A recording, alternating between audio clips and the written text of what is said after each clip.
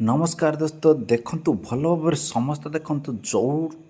पोस्टटी apply करथिले तार written exam पई आसी जाइछि नोटिफिकेशन केबेठु तार रिटन एग्जाम स्टार्ट हबो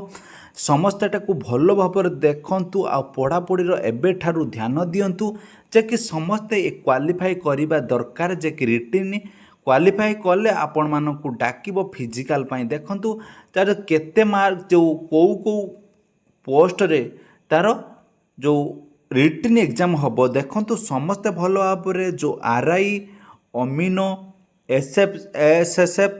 तापर थिला कौन अंगनवाड़ी आउ एआरआई रो जो वैकेंसी बाहरी थिला तार पोस्ट जो बाहरी थिला तार एग्जाम डेट आसी सारी